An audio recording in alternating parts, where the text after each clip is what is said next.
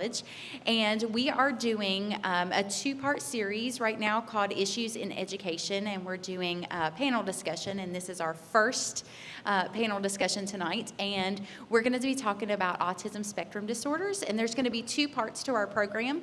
The first part of our program is going to be highlighting an ABA program, and then the second part is going to be talking about classroom accommodations and seeing what happens in the classroom with children with ASD.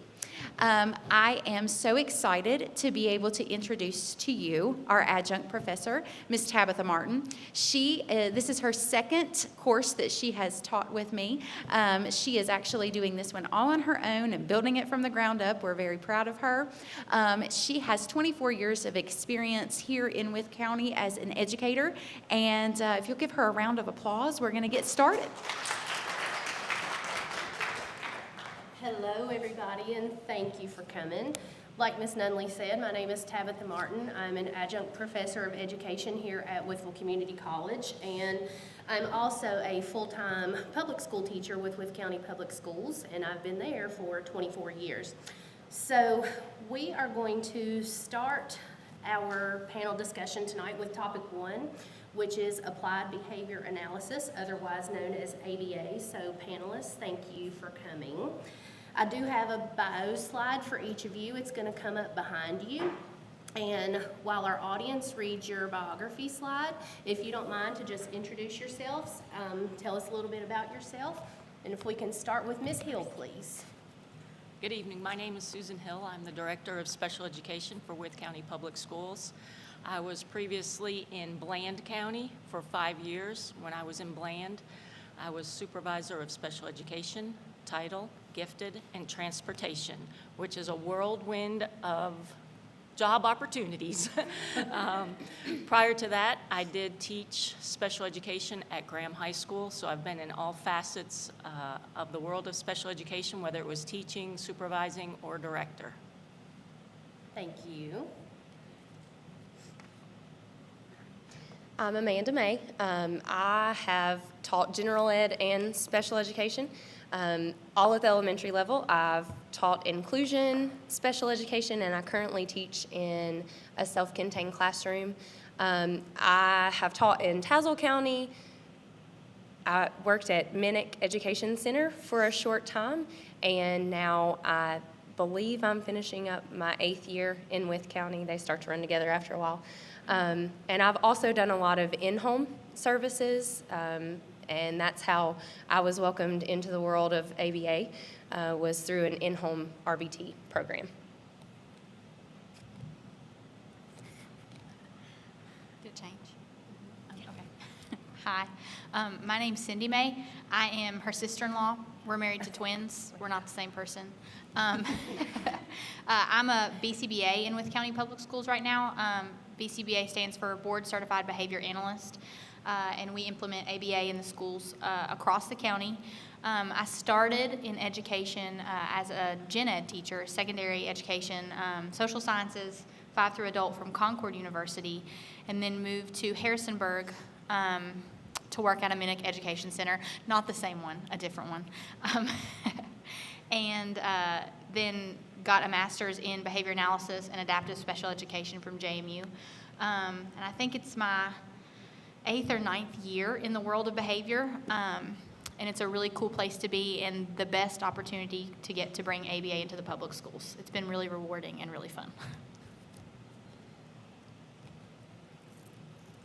Hello, I'm Jessica Reif. I'm the special ed supervisor in Wythe County. Before this position, I taught 10 years at the high school setting in special education in a combination of an inclusion and self-contained classes. And I have been in this position in Wythe County for 7 years, supervising. It's been wonderful. A lot of experience 2 through 22. I feel very blessed to do what I do, and am thankful to be here. So thank you. Hello, my name is Joshua Taylor. I've been doing ABA therapy for going on 10 years. I'm a registered behavior technician, currently going to school to be a BCABA, which is a board certified assistant behavior analyst. Over the 10 years that I've done ABA therapy.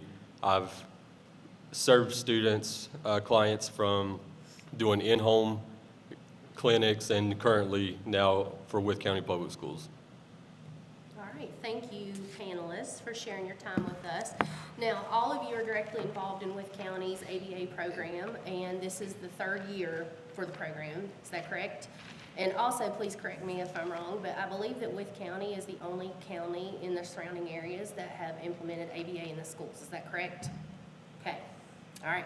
So we're going to go into our questions. So our first question, I know we've talked a little bit about ABA in my EDU 270 class, but what we've talked about has literally just scratched the surface of what ABA is. So if you all can just provide us a general overview of ABA, because not every student in here and not every panelist is familiar with it. So if you don't mind to tell us a little bit about ABA, please.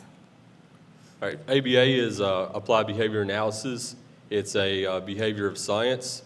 Through ABA, we try to increase desired behaviors and then decrease undesired behaviors. So through increasing, we try to teach a person a certain skill. So this might be a skill that they don't know or needs to be more independently taught. So through this, we use different strategies to shape those behaviors, and we use different tactics, such as if we're trying to teach a child how to wash their hands, we're going to use a visual task analysis. And a visual task analysis is a visual picture that shows step for step. And we teach that independently, step by step, until it's mastered. On the flip side of decreasing challenging behaviors, we want to replace those behaviors with appropriate ones. So if we're focused on a child that is aggressive, we're going to replace that with a more appropriate behavior so that they can be more positive in their behaviors and not lessen the aggression. Yeah. Oh, ABA is not just for children or those with autism. It can be from any age. Also, ABA therapy is used for dog training. So there's a wide field of ABA therapy, and I've done it for 10 years, and I still learn every day.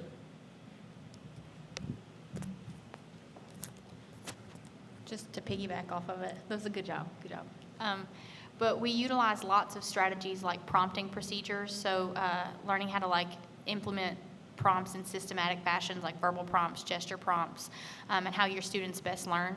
And systematic instruction would be teaching the same thing consistently over time and then taking data to ensure that our students, our learners, are learning.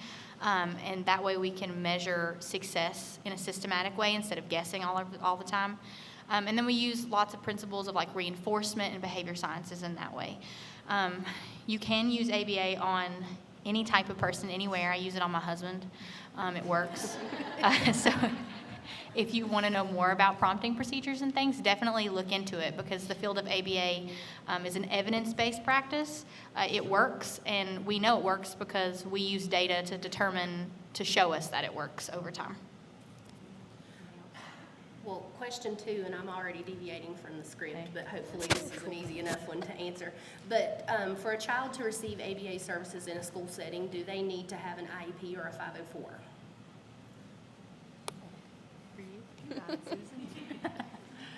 We do have a behavior referral form that we do have shared with our principals in the school buildings. We do ask our principals to create and get with their teams in the school buildings before we do receive that referral from them, just to see what has been implemented at that time when the behaviors are occurring. But it's not always for students with an IEP or 504. We do have students without those that we do receive requests for. All right. And what kind of progress can you expect to see when using ABA on students specifically diagnosed with autism spectrum disorder? And how do you monitor that progress?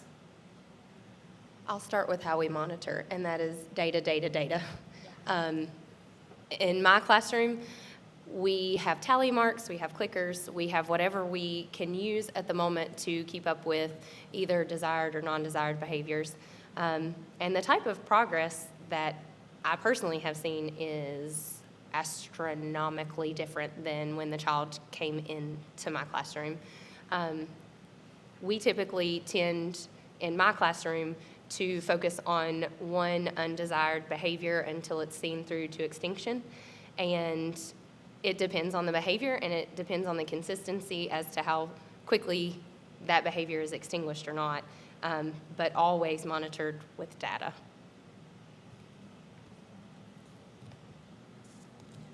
I think the biggest part of that is to take your data and to be very consistent with your plans.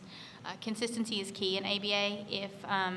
If we change the plan, then our students know that we're inconsistent. And when we create that cycle of inconsistency in our classrooms, and students don't know what to expect, or you change your expectations often, then we see progress less quickly. So the consistency is the biggest piece, I would say, for that when you're implementing a plan. And we don't change things without looking at the data as well. You have to understand what the data looks like, and it has to suggest that a change should be made. And in the world of ABA, the behavior analyst or the assistant behavior analyst, they have to analyze the data that you take in order to determine how the plan should change over time. So taking data is non-optional in the world of ABA. Okay, so talk to us a little bit, not every student diagnosed with autism spectrum disorder is served in a separate classroom. So talk to us a little bit about how these same ABA strategies can be integrated into routines and activities of a general education classroom.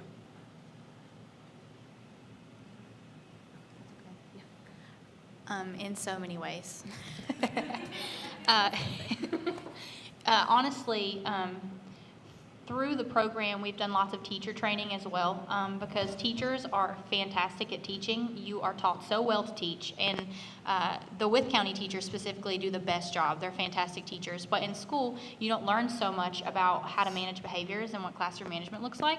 And so it's been a really, hold on, I need to look at the question again, sorry. Okay. So across gen ed settings, you can utilize ABA in everything that you do, from how you implement your classroom management strategies to how often you reinforce your students for the behaviors that you want them to see. So it doesn't always just look like investing time in your individuals with autism to see them change behaviors, but if little Johnny runs around your classroom and won't ever sit down, and he's just a typically developing 5-year-old boy that's just rambunctious, you can utilize ABA to train him to sit down and reinforce those behaviors over time. There's a specific procedure that we call it's a random differential reinforcement procedure, and essentially it's catching your students being good. And I'll say it forever, that I think every teacher should utilize a system in their classroom on a regular basis where they're catching their students being good for the behaviors that they want to see. Because studies show that over time, the students that understand your expectations and then see the behaviors that you want them to have, if you reinforce those consistently over time, then they're going to engage in the behaviors that you want them to see, and you can teach more and worry about classroom management less. That's just one of like 100 ways that you can use ABA across the gen ed. Okay. All right. So these are, this question is a student submitted question, by the way, from my EDU 270 class, which is the Autism Spectrum Disorders class. And this student wants to know, when trying to understand behaviors and support students with autism spectrum disorder in their classrooms, how do you promote a balance between having that child be independent, but also provide the necessary support that they need in order to be successful? So let's talk a little bit about the balance between independence and support. So it's prompt fading in the world of ABA. And that just means that if you're teaching a specific set of circumstances, maybe we want the child, like Josh said earlier, to wash their hands.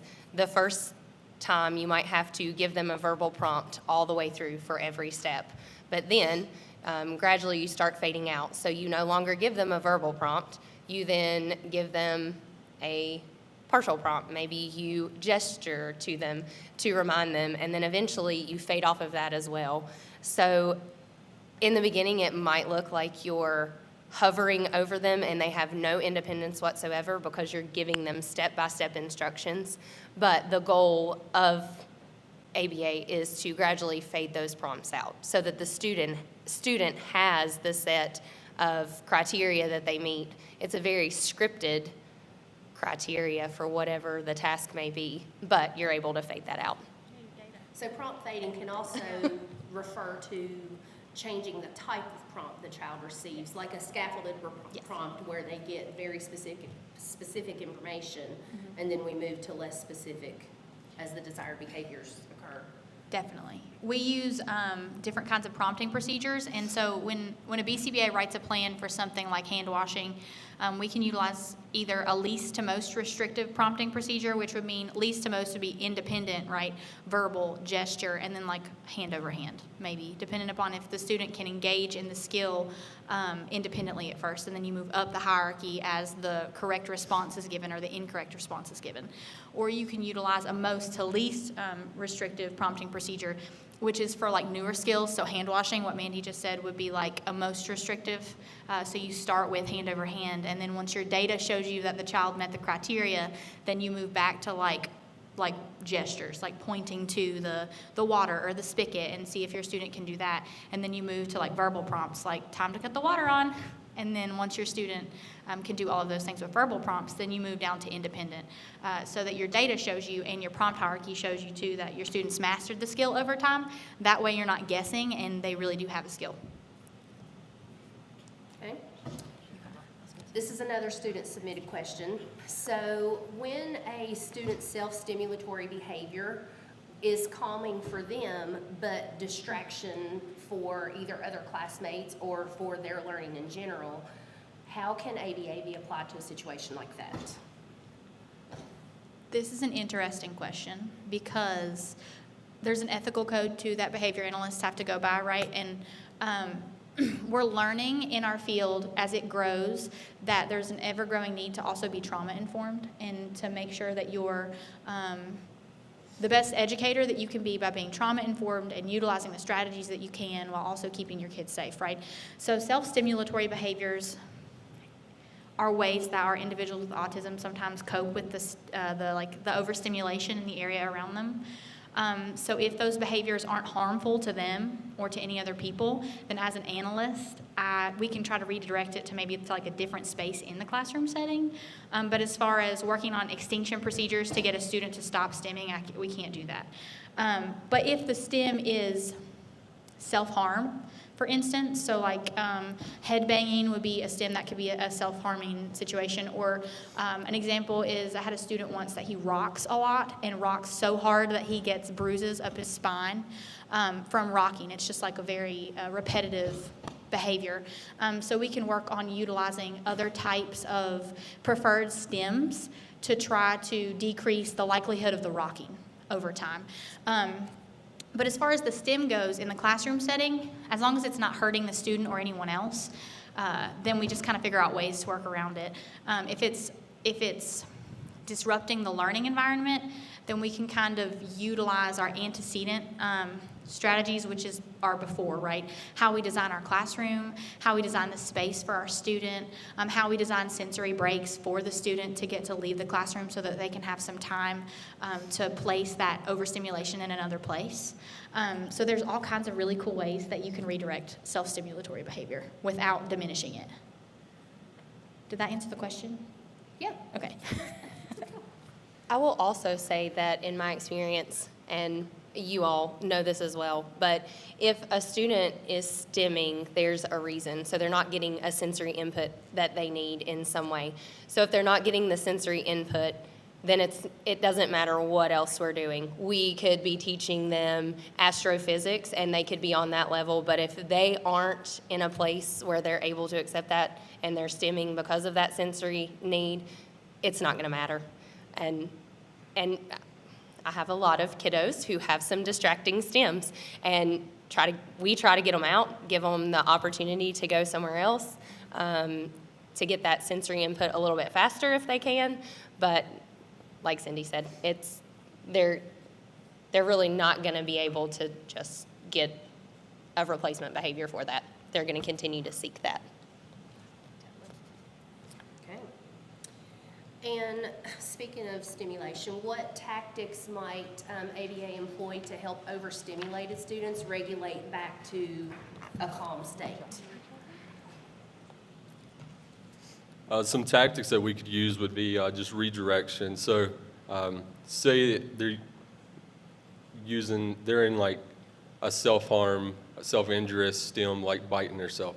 Some of our kids they're called chewy necklaces. It's just a string with like a rubber piece that they can chew on. So say a child's biting herself, we'd redirect from biting to chewy. So it just, and over time you might have to place that in their mouth, but later you could fade that prompt and you just point, and then hopefully they would independently realize they're chewing, biting themselves and then replace like that. Just a lot of redirection and replacing it with appropriate behaviors.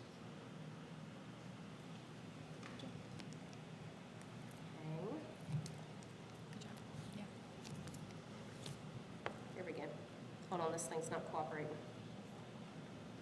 Okay, so a more specific question from a student is about how ABA might be able to help with transitions, either in a classroom setting or, when a child travels to another class.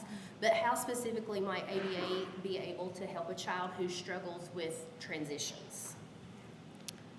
I would say that like 70% of the kiddos that we work with struggle with transitions. And we use a lot of strategies with transitions. It depends on your individual, but some of the basic things that are like work with every kid, a timer, utilizing timers for transitions. As you go into your classrooms, you should totally be timer teachers. Timers for the length of time of an assignment, timers for transition, timers for the first 5 minutes of class in middle school when they're getting themselves like together and like chatty, timers for when it's time to leave class. But our individuals with ASD, if you set them a timer, say you have 5 minutes, oh, you have 2 minutes, oh, you have 1 minute, your transition is much more likely to be smooth. We also utilize visuals, so like a lot of our kids have accommodations for visual schedules where their whole schedule is planned out for the day, and then they can see what's next. So they can check it off and say, oh, well, this is next. That helps with transitions.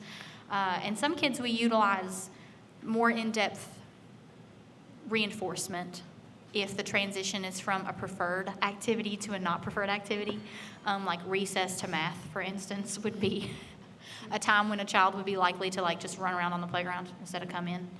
So we might utilize reinforcement in the sense of finding a preferred item that a child might enjoy sitting at their desk, for instance, and saying, okay, well, we got to get back to class, and then you can put your favorite little teddy bear on your desk with you when we get there for a little while. Just to utilize a way that the student might look forward to going to the next thing. But yeah, we use it all the time. Transitions and ABA go hand in hand, honestly. I was just going to say, we use a lot of first and thens. Oh yeah, lots of first thens too. We utilize this thing, it's called the PREMAC principle, so first then language, and it pretty much says first we're going to go inside and do math, and then you can set the teddy bear on your desk. And the fewer words you use with the first then language, over time your students understand your verbal cues and the consistency of that language, and then they're more likely to engage in the behavior that you want just because of your consistency. Okay, and this was a question, a student submitted question that came up lots of times from lots of different students. What happens, well, first off, have you ever had a student who's unresponsive to ABA tactics? And what if a student is not interested in the reward system that's typically attached to ABA tactics?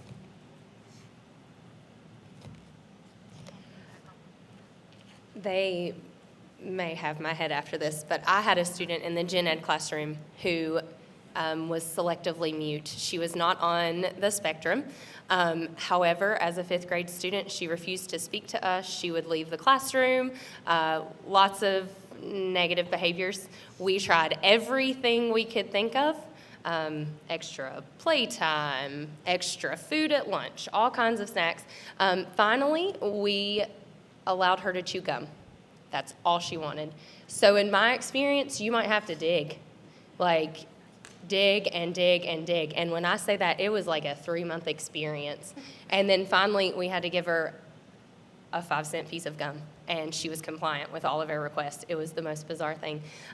So it may seem like you can't find a reward system, but right now, I currently have a student who works for a spoonful of peanut butter. I had a student, like I said, working for a piece of gum. I have some students that work for a printed off screenshot of a Toy Story movie. It is bizarre what you might use for positive reinforcement, but you might have to exhaust a lot of options, but I think you'll find something somewhere. Definitely. For the record, the kid was responsive to ABA. She just had to find the reinforcer, for the record. Sorry. It was Jenna. I'm stubborn. Yes. Sure, yeah, we do all kinds of really cool things as far as finding out what your reinforcer is. I've had students that require more in-depth ABA plans. Like as far as what we use in the school system, we use plans that are most realistic for kids in the classroom setting. But there are times when you can do much more in-depth behavior plans in order to have your student be responsive to ABA. In my career, I've had one student that was not responsive to ABA in a way in which we were able to achieve the goals that we'd set for that student, and that was because there were lots of variables, outside variables, that made it most difficult. ABA is not the whole puzzle, it's just a piece of the puzzle for a student. In schools, we have so many pieces of puzzles for kids in education, and if they require SPED services, OT, PT, speech, ABA, their home lives, like all of those things are parts of your student's puzzle. And so it's important to note that whenever you're utilizing ABA-based strategies, because ABA doesn't fix everything, and there can be slower progress with more variables, and quicker progress with more consistency. But if we have students that don't engage in the reinforcers, you might have lots of weird stuff that you're utilizing. But it's important to, you could do, in With County, if you're future With County teachers, behavior referral. That would be about the time when you'd want to try a behavior referral. Because then we can come in and do preference assessments, and Josh can explain that. So when we're conducting a preference assessment, there's different levels, but simplified, a preference assessment is what you like. So if I want this student to complete a worksheet, and I'm like, all right, first do this worksheet, and you get black licorice. Well, they don't like black licorice, so are they going to do the worksheet? No, it's not a high enough reinforcement. So in a preference assessment, say we start out with 3 items, and we'll say 3 toys, and we'll provide them a free choice with the 3 toys. The toy that they are gravitated to the most, play with the most, that would be the first choice. We can remove it or replace it. That's a whole different procedure. And then we see what's the second preference, the second reinforcement. So that way we got this list of reinforcements so that we know when this little boy doesn't want to do his math worksheet, we can pull out the big guns and be like, I have gummy worms. You love gummy worms. Let's do 1, 3, and 5, and you get a gummy worm. And they'll be like, okay, I'll do that.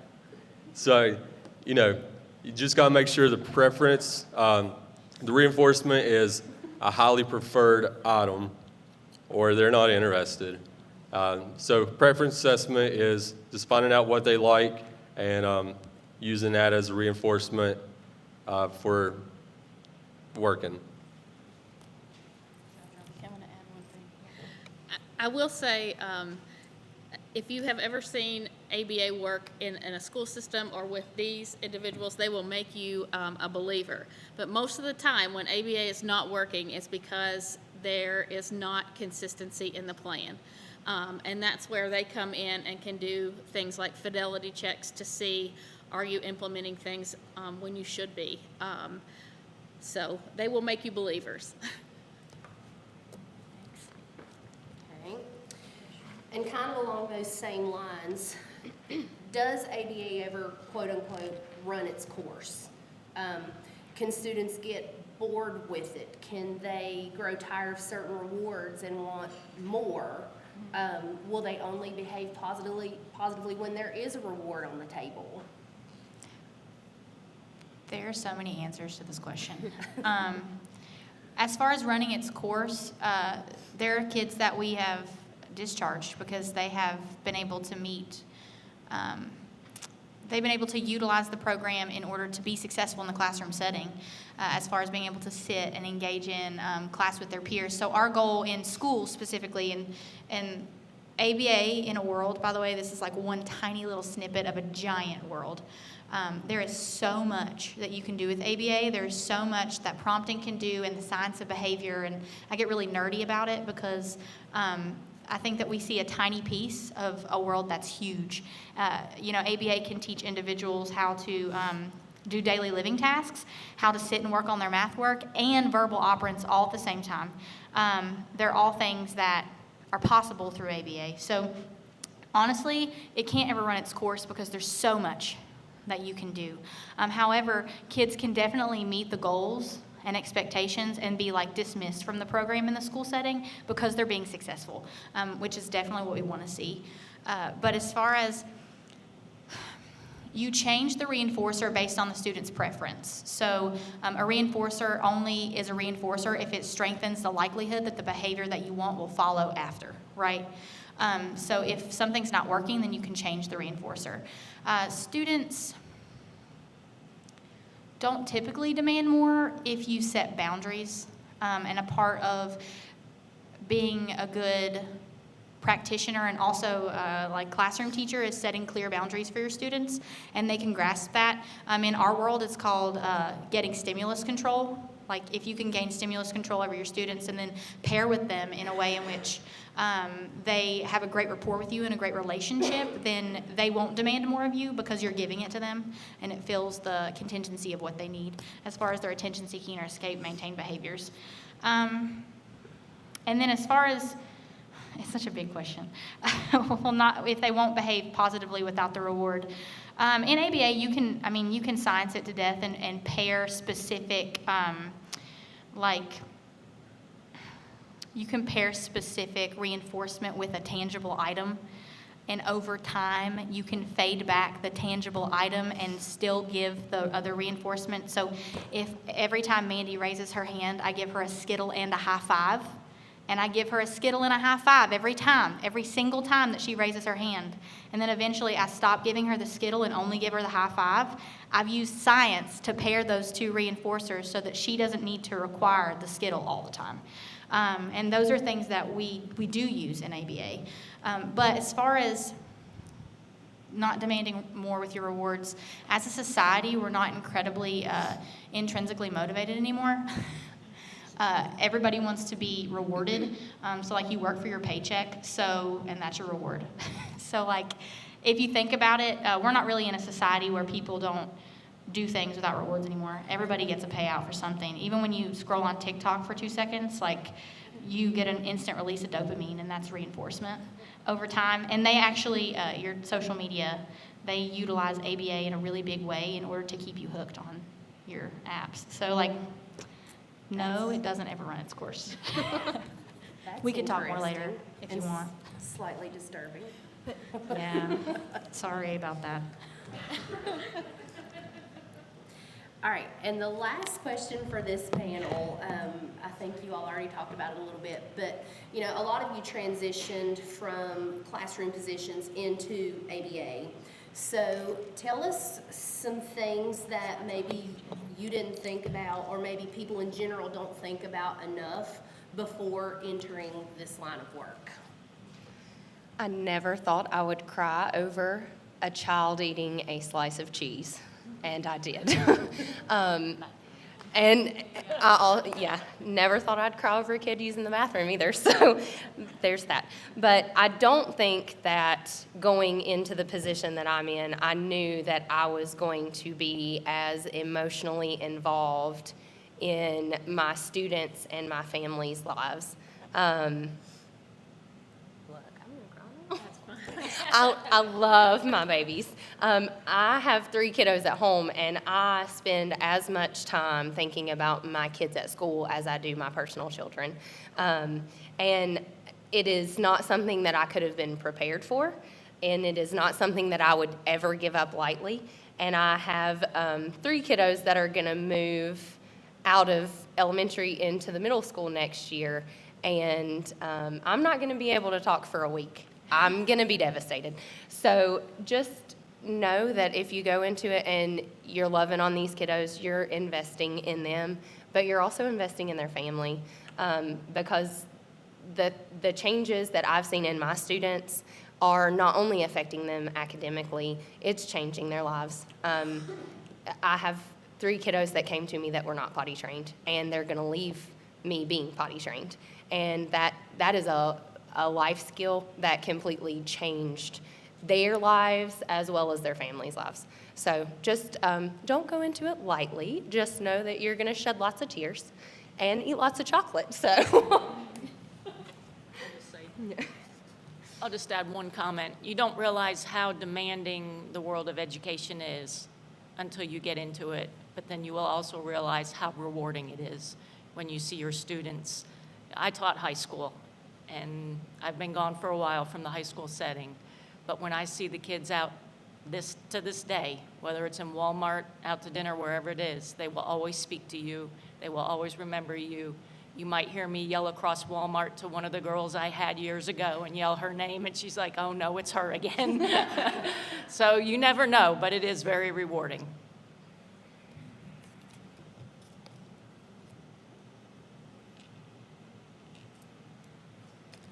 Yeah, just to follow up, it's rewarding. So say you're working with a child and they have no independent skills on anything, and they start to progress, and you just celebrate the little things. You know, something that is small to everyone else is huge to that child and huge to the person who is invested day after day after day, prompt after prompt. And you go from more or less holding their hand to do it to them do it independently. Like, you just want to jump up and down. And like, I'll be potty training someone and say that they flushed the toilet and they've been aversive to flushing to the toilet, and we've worked on this for 3 months and they flushed the toilet. They probably hear me in the bathroom going, whoa, you flushed the toilet! Good job. It happens. Yeah. One thing I did want to say that we have forgot, I would say two of the biggest things of ABA is data-driven and the ABCs of ABA. ABCs is antecedent, behavior, consequence. The antecedent is what happens before the behavior. The B is the behavior, what did they do? And C is the consequence. And the consequence is not always negative. It is what happens after behavior. It's not a negative thing like the rest of the world see consequences as. So there's positive consequences and negative consequences. And through taking your ABCs on a targeted behavior, that is where you develop your data from, and progresses the plan. See, does the plan continue? Do we need to twist something around and try something new? And one of the questions earlier, say we're working with a child and they're like, we've tried this for 3 days and it's not working. Well, try about 27 more days because you haven't gave it time yet. Consistency, and until it's been consistent, we keep going with the plan. All right. This was absolutely wonderful, so thank you all for sharing your time. So if you don't mind, let's give our panel a round. Thank you so much. We're going to take about a 5-minute break to transition between session 1 and session 2, and we will see you back here about 5:20. All of you are going to move into ABA. Some of you are going to be classroom teachers, so we think it's important too to talk about what autism spectrum disorder might look like in a classroom setting. So that's what we're going to talk about for topic 2. And I have bio slides for all of you, so if you don't mind to introduce yourselves, your bio slide will be behind you. So Ms. Anders, if you don't mind to go first. Okay. I'm Marcy Anders, and I'm a teacher at Grayson County High School. I'm a special education teacher, but I specialize in the English classroom. I co-teach English 9, 10, and 11. But I do service a caseload with several students who are diagnosed with autism.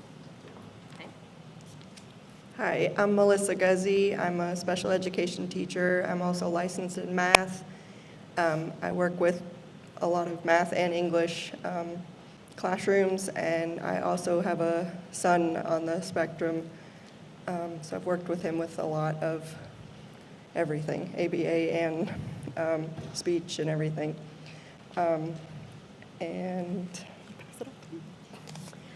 I'm Michaela Huff. I've been teaching for 7 years. I'm at Carroll County Middle School, and I co-teach English 8. I've been with the same co-teacher for 6 of those 7 years, and we share a classroom all day, every day. I'm Michelle Ingram, and I currently teach at Bland County High School with Melissa Guzzi. I was the resource teacher. I'm a special education teacher, certified in K through 12. And currently, I am a collaborative teacher with English 9, 10, and 11, and I teach one resource class. And then prior to working in secondary, I also taught K through 3 self-contained autism. So that's where I started teaching that was my first job after going to George Mason University. So. I'm John Kilgore. I'm a math teacher at Galax High School. I've also taught in Wythe County, but I've taught anywhere between 6th to 12th grade math. Currently, I'm teaching Algebra 1, Algebra 2, and Trig. But I have had several students with autism, and they've always placed me with the inclusion classrooms, and have had excellent inclusion teachers along the way. All right, my name is Amy Scott, and just want to say, when they tell you that when you go into education, don't take it lightly because the kids really tear on your heart. I got 2 kiddos sitting right there. It's true. I started walking in. I was like, look at them go. It's real. It's real. You never forget, and it's a really big thing. So it's glad to see you guys in here. But my name is Amy Scott. I'm the current principal at Speedwell Elementary School here in Wythe County.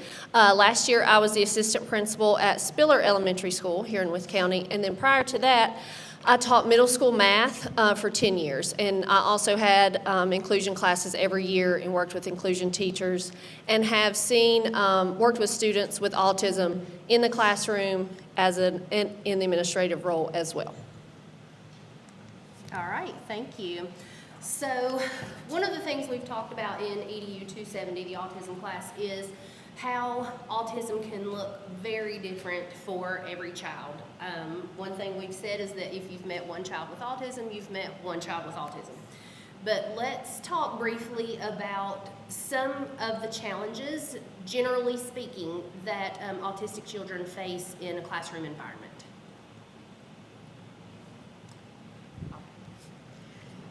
So wide range of behaviors. Most of my students who've had autism definitely STEM, whether that's rocking or swinging. They also typically have a fixation of some kind, and they're usually very vocal about what that is, whether they're really interested in a video game. Technology seems to be something that a lot of them are interested in, whether it's YouTube videos, video games. I've had a student who is really interested in birds, and if you just put a little bird on every paper, he would do it. They usually like to stick to schedules, and they do not like their schedule to be interrupted. And I see a lot of repetition, whether it's repeated behaviors. Sometimes they repeat certain phrases often. I'll snowball off of that, and echolalia, you do see a lot of that. since I've been in self-contained and in like gen ed inclusion settings, in self-contained, you're going to see more stimming, like what she was talking about. It could be, I had a student that would just tear paper all day. And then if he couldn't get to the paper and we were outside, he'd be tearing leaves. I've collaborated with a lot of ABA therapists within the classroom, and typically you're going to do that in a self-contained setting. And, you know, I could go on all day about some of the behaviors I've seen, but because, like we say, every student with autism is different. And in gen ed, you're going to probably see, you know, more of a student that will be maybe a little bit affected if a schedule is changed and they weren't given a heads up. So I try to keep that in mind if I've got any students on the spectrum. I honestly like to know when my schedule is going to change too, so I get it. But I just kind of make sure that I give them a heads up if something's going to be different for the day. I like to have a lot of fidgets. Some kids really like to use fidgets. Different kinds of writing utensils, things to take breaks with. You know, if I've got a lot of kids that are very high functioning and they don't need a lot of support, but they do need those basic supports where, you know, they've got a place to decompress at the end of the day. We only have one resource class left in Bland County High School, and we used to have more, but in particular I do have one student on the spectrum in there, and he just needs some time to decompress. I don't know if you guys can relate to that too. So.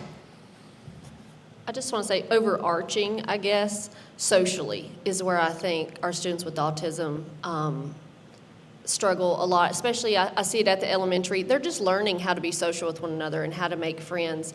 And trying to make friends in an elementary setting where socially you're just having a hard time, there's a lot of teaching and a lot of coaching that we need to do at the elementary level for those students. That's an interesting point, and we're actually going to have another follow-up question to that later. So you may have already covered this, but just in case you have something else to add, how might ASD manifest itself in the classroom in the form of behaviors?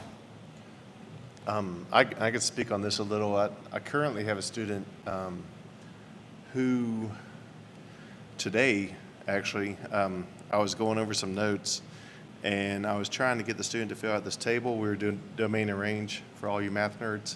And as I was filling that out, he was doodling something on his paper, which he doodles sometimes to keep focused. And I said, okay, don't forget to copy this down. And he kept on doodling. So I moved on. Well, he did not like that I moved on. So as I was going over what I was finishing, I was using a document camera. He came up to my desk and started moving the paper back down so he could see it to copy down what I asked him to copy down earlier. So I was like, all right, Levi, if you could just wait a second, I'll come over and help you and catch you back up. And he's like, no. So he moved it again. I said, okay, just go ahead and copy real quick, and then we'll move on. So that kind of, I feel like every day I'm kind of learning something new on how to interact with students with ASD. I had a student last year. This was the first that was completely nonverbal. And he actually did not like having help at all. He did not want any interaction. I may have seen him talk to another person once the whole entire semester. And what I mean by talk, just trying to interact with them. So it's very different. I also have a student that I taught previously that anytime I see him in the hall and he says my name, he says, Mr. Kilgore. If I don't respond immediately, he says even louder. If I don't respond then, like he's literally screaming it. So I have to respond as soon as he calls on my name. So it's very interesting to see all the different ranges of ASD. And I feel like, yes, it's the same, but it's also so different. And there's so much more I could still learn, but it's also what I've learned with being a math teacher is I've never had a student with autism that was not good at math. Like, for some reason, numbers just seem to click with them. And I've always kind of been fascinated by that. I'm sure you got something to say. Oh. Kind of piggybacking on the previous comment, I have a student who his stimulation is the use of a flapper, and he uses it in a kind of a really repetitive fashion between his thumb and index finger. And the faster he flaps, the more upset or stressed he is. And I learned that. He was new to me first semester, but I learned that really quickly. And he also utilizes a tablet, and he uses images to depict his mood. So if there's a red dragon on the screen, that's not good. He's very stressed, very upset. But if there's a blue cat on the screen, we're in good shape and he's ready to move on. So it's just learning those behaviors and how to adapt. And I think the pace of a high school classroom is a stressor in and of itself. So learning how to kind of de-escalate situations in the classroom where we don't miss all the instructions that are necessary for the lesson is just a really integral part of learning to adapt, not only as a teacher, but just as someone involved in the students' lives with autism. I think a lot of times they get overstimulated by certain classrooms, like if they get real noisy, and it can get almost like feeling like a headache to some of them, is the way my son reacts a lot of times walking in the gym or the cafeteria. So those are definitely high sensitive areas, but even in a classroom, when you get real excited, even if it's good, happy noises, it might just be overstimulating. It's too noisy and exciting, and sometimes they need like a sensory break to go to another room where it might be quieter. Okay. EDU 270 just finished a unit on accommodations versus modifications. So can you all talk to us a little bit about some effective accommodations that you use in your classrooms to support students with ASD?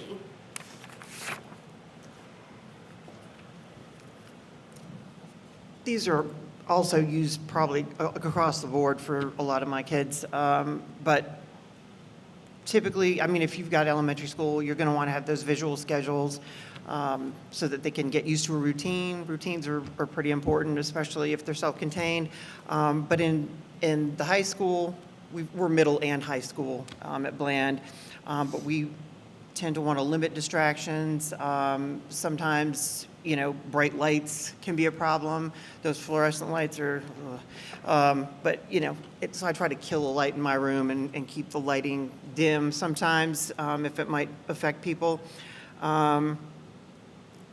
Let's see, checks for understanding, sometimes modified assignments. If a student can show knowledge by shortening an assignment, if they struggle with something, that might be a way to go too. Also small group or one-on-one testing. Just recently I had, and collaboration is a really big thing with all your gen ed teachers when you're a case manager. I've got a student who, he's not been diagnosed, but I have a feeling he is on the spectrum in some way, shape, or form. But his world geography teacher said this student, and he was new to the county this year, he said this student needs one-on-one because he talks his thoughts out, and that is how he figures out, like if it's a map or something, he'll be like, well, you know, if China is here, then Japan is there, but he has to talk it out, and he does so much better. Like we've compared how he does if he's not talking and if he talks out, but that's like a perfect situation right there with collaboration and determining like an accommodation that is needed mid-year maybe. So I just amended his IEP for that.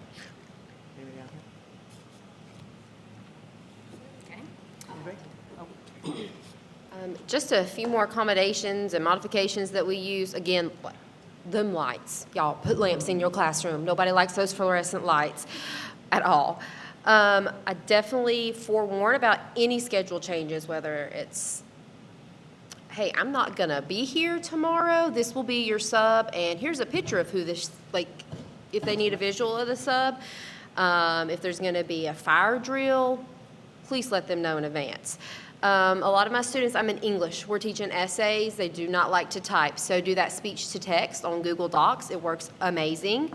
Modified seating. We have like the bouncy ball chairs. We have office chairs. One of my students that I had one year, first day he walked in, that was his assigned seat, and he refused to move seats. Like, you know how you do a seat and chart change? No, that's his seat for the rest of the year.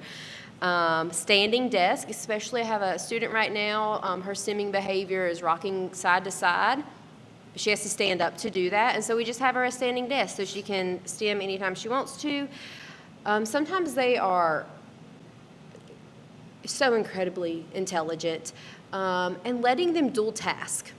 So I've had students who are able to play a video game while they're listening to an audio of a story being read and still score 100 on that. Letting them listen to music while they're doing math problems. Some students really need that. And noise canceling headphones.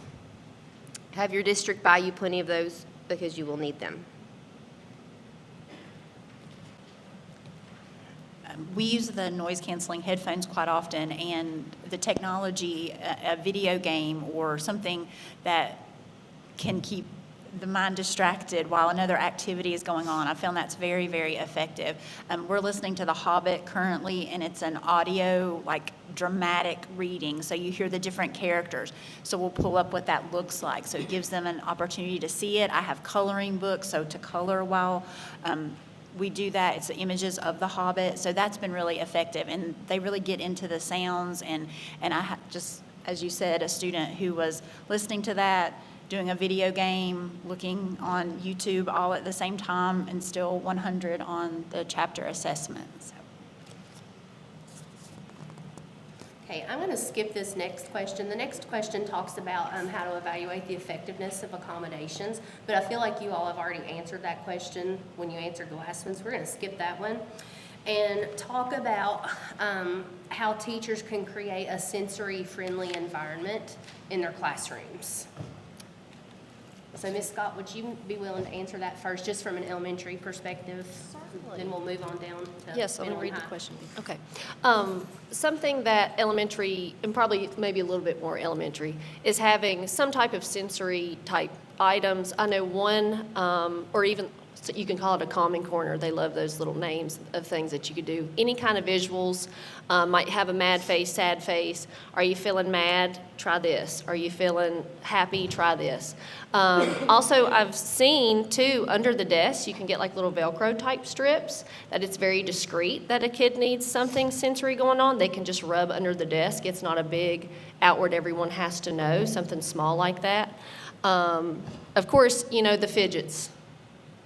I'm not a huge fidget person. I'm gonna say I think they can be more of a distraction. So something that you can find that's more discreet, because the elementary kids want to see what someone else has. Like, oh, look, I want to see that too. So they can be distracted by those things. Not saying they're not necessary, but trying to do something as discreet as possible is good. And I think the other group mentioned layout of your room. If you know they're going to have to turn their paper in and they get frustrated when they have to bob and weave, well, figure out your room, your layout of your room so that your seats in your classroom can be laid out in a way that they can clearly get through the aisle, turn it in how they need to. And maybe they don't have to pass student A, B, and C to get there because you know that's kind of a trigger for them. So just be mindful of your layout as to what they might need. I don't know if every elementary school does, but I know the past 2 elementary schools I've been at have had sensory rooms, swings, rollers, things like that, that they can earn time to go. Or sometimes they just need a break. Hey, we can all relate. Sometimes we all just need a break for just a little bit. Have a student who really loves to swing. She'll do a lot of things just to swing on a swing. So having some of those spaces and seeing what your school has, if that's not a school you're familiar with, or advocate for that if that's something you think that school should have. What about middle school and high school? Do you all have any different tactics to create a sensory-friendly environment in your classrooms? Well, one of the things I like to do a lot in my classroom is to have stations in like group work. And I noticed early on that students with autism sometimes did not like that as much. They didn't like working with other people. But the one I'm currently teaching, he has a buddy in the class. So I can partner them up together. But he, and like you were saying with the seating arrangement, I learned quickly that the seat that he picked out day one, that's his seat. Like no one else could sit there.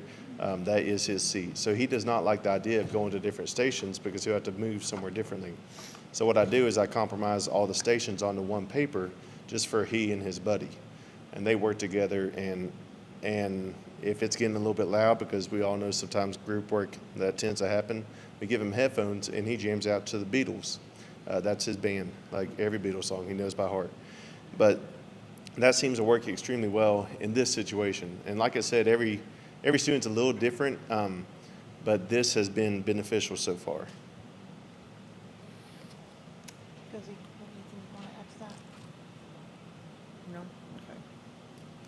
All right. So you all have talked about this a little bit, and Ms. Scott, I told you we'd come back around to this, but how do you all as teachers, and Ms. Scott, you as an administrator, facilitate the development of social skills and friendships between students with ASD and their classmates who are not diagnosed?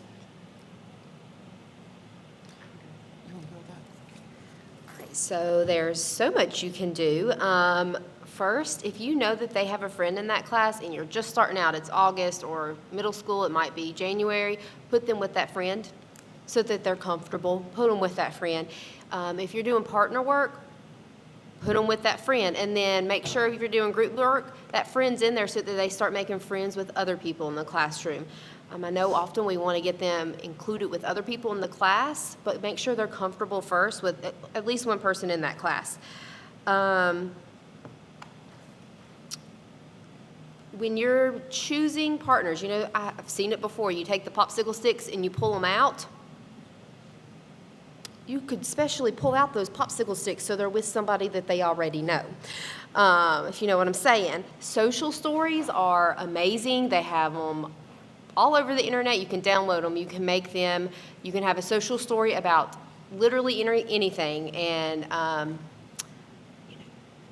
go through how that conversation is going to go with their friend. Go through how that conversation is going to go with another teacher. And taking the social skills into practice also, even for my son, they started having him go around and talking to different teachers, talking to the office staff, talking to the nurse, talking to the guidance counselor, just to practice anything. It gives them a good opportunity to practice with people that they're not comfortable with, but in a safe, comfortable environment. Okay. How can educators collaborate with other school staff, other parents, stakeholders in general to support students with autism effectively? I'm a big believer in the whole Google tools. I will create documents and share them with all of the gen ed teachers. If there's a student that's displaying any behaviors that might be a concern, I want to share those so that they can edit and add any updates.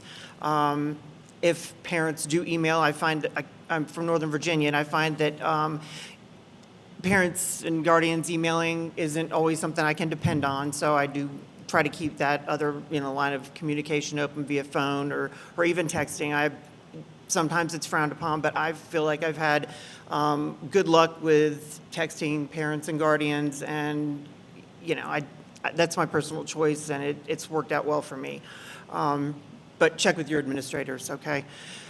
But that's pretty much what I do on a daily basis all the time, collaborate all the time. And we're a small school, so it's easy to check in with people in person if I can't get them, on Google Chat or something like that. But it's also, it gives you a record of everything too, so I try to document.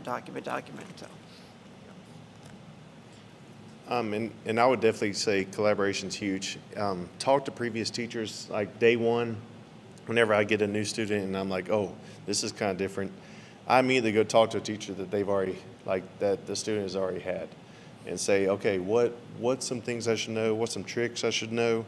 And one was that we have one student that makes very loud verbal tics and just kind of moans just whenever he gets anxious or nervous or has any downtime. And they said, keep a stash of Jolly Ranchers. So literally just anytime that happens, you just give him a Jolly Rancher, he pops in his mouth, and then he's silent. He just needs something to fixate on. And that I'd say that part was huge, to just be in communication with other teachers and to find out what works, what doesn't work. And with parents, parents are very gracious and they want to help you as much as possible. And I've always reached out to them and say, hey, what does so-and-so like? What's their interest? Because a lot of times it's like I had one that was very intrigued by antique items, and Wait, can you repeat that? I'm sorry. was intrigued by antique items. Oh. So like old phones, old jukebox, like anything like that. Well, he was always trying to restore something. So I would always bring that up and say, hey, what are you working on now? Do you have any pictures of that? And that would immediately, like if he was starting to get upset or starting to get loud verbal cues, I would change it to that and he would show me pictures and then get excited and then calm back down. So that was huge, and I wouldn't have known that without any collaboration. I'm just going to say this real quick. This is more just like the principal in me for future teachers, I guess, that are out here. Do not be afraid to contact a parent. They are your number one support. They know that child better than anybody else. So please contact them, reach out to them, see what they have. They probably know the triggers. They probably know what works. They know what helps calm them down. Had a pre-K student who was going bananas, called the grandma. She said, oh, tell her peanut butter and jelly toast. I had no clue what that meant, but by golly, it worked. It apparently meant pause, breathe, think. I didn't know that, but she says, tell her peanut butter toast. Is that right? Yeah. So reach out to the parents. Don't be afraid to call on good times and bad times. Please, please, please call your parents.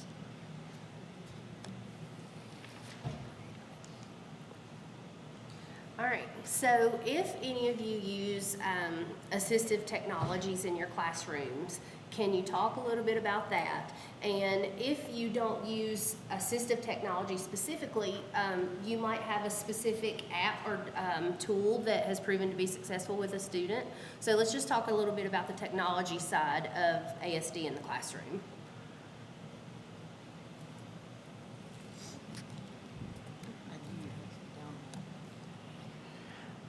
We use a lot of the tools available through Google. A read-write extension is very helpful. It will read the text to them, so if they're overstimulated in the classroom, they can put on their headphones, click the extension, and it will read if we're doing it orally, and sometimes that helps drown out the overstimulation. We use Google text-to-speech very frequently. Sometimes typing can be difficult, or just from a dexterity point of view, or just from a stimulation point of view, so we do use those. Not so much an assistive technology tool, but I do use a website that formulates games that you can plug in, like vocabulary or figurative language. It's Gym Kit, and my kids love that. So it's kind of like it plays on old school arcade games, and you can plug in your vocabulary, and that's a real good reward and a really effective way for not only my students with autism, but all students to develop good vocabulary memorization for figurative language, for vocabulary lists, for test preparation, and they just love that. So that's something that I found very effective. Ms. Anders, before you pass the mic, I saw some lips moving out there. I think they were wondering about Gym Kit. Gym Can you Kit. spell that? Yes, it's JIMKIT, gymkit.com. And you can put in your vocabulary words. There's all kinds. There's like a snowball game. There's a capture the flag game, and they just love that. And they can play against each other. And in order to get more snowballs for the game, they have to answer like 7 vocabulary questions. So it gives them the review, but then a reward for the review. So it's very handy. Thank you. I will add that TTAC at Virginia Tech has an awesome lender's library of all sorts of assistive technology, and I think they do all the school systems around here. But if you need something and your school system isn't willing to put out the money for it right away, you can contact them. If they have it, they'll let you lend it, and if it works for your student, that'd be a good way, data showing that you can get that technology for that student. Okay. This may be a little bit more difficult for elementary age, but how can educators help students diagnosed with ASD advocate for their own needs in the classroom? Not hard at elementary at all. All right. No, I'm just kidding. Give it to us, Ms. Scott. Very important at elementary. I actually had a student this week. He stood up and he just yelled, "Stop it," at the top of his lungs in the cafeteria. So I went over and I sat down and I said, "Use your words and tell me what's wrong." And then he told me. He was telling stop it because somebody across from him was chewing with their mouth open and he didn't like it. Okay, well, we have to do this differently.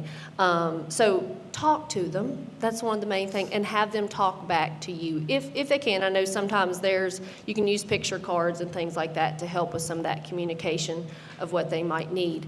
But one of my main things is use your words and talk to me. Tell me what's going on. And usually after they can have a chance to think about what they're trying to say, usually they'll just react at first. But if they can think about what they're trying to say, they can let you know. And then you can help model and guide them through what's that going to look like next time? What can we do differently? But you're going to have to practice with them at elementary. A little bit different probably than middle. It takes a lot more practice at elementary level.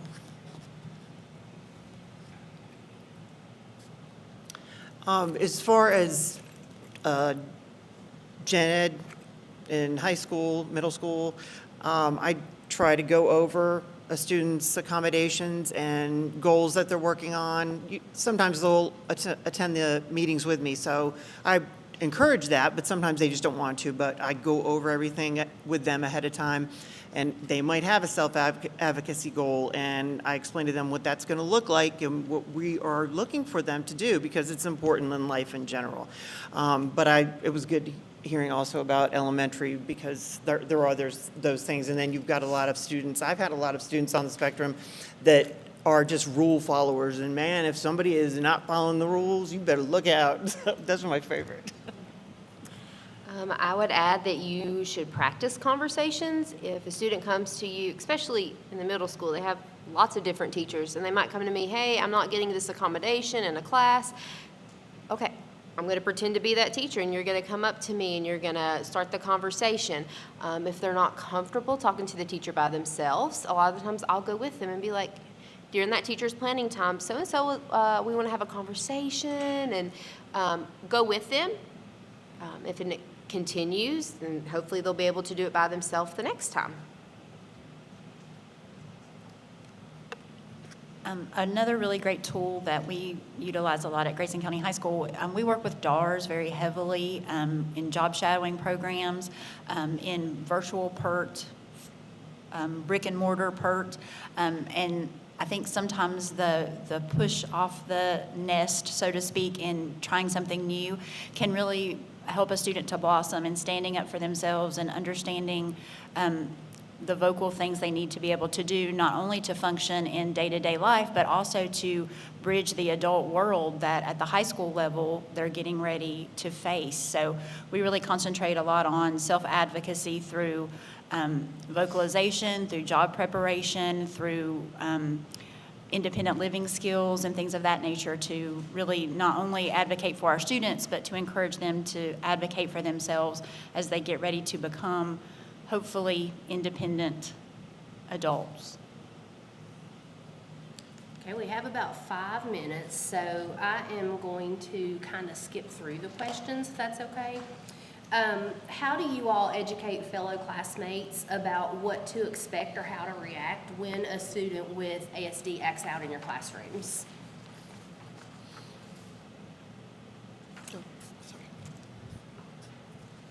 I'm a Christian man, and I take a second to just pray and think about how to interact in that second.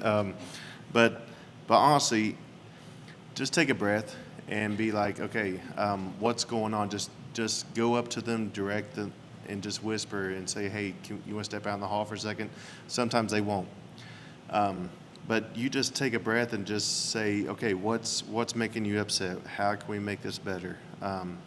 And a lot of times it is noise is what I've noticed, just loud noise. And with the group work, not that anybody's really getting that loud, it's just something's flaring them up.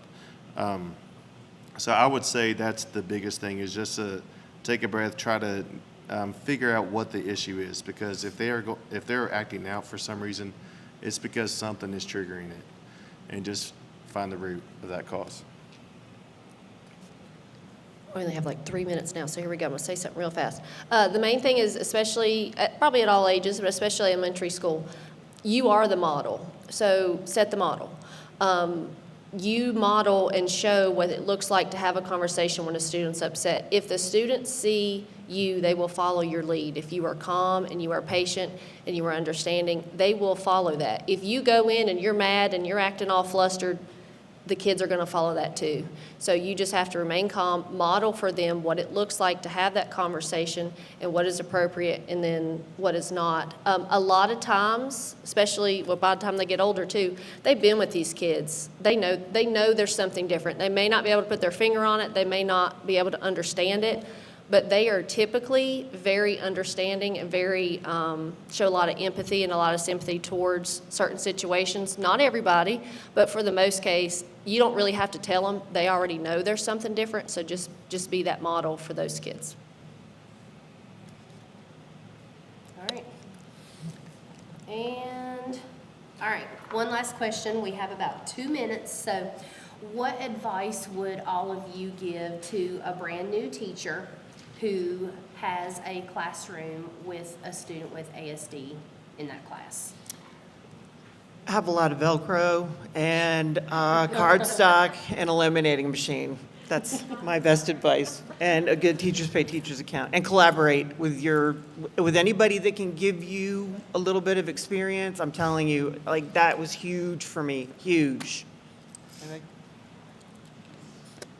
I think the most important thing, like even we were talking about when they get upset, but just to always remain kind of calm because they feed off of your emotions.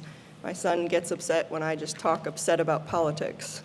So it's totally unrelated to him, doesn't affect him directly, but he'll just get upset if I get kind of heated. So like you gotta recognize your tone and other people's tones and how that can affect them and get them upset.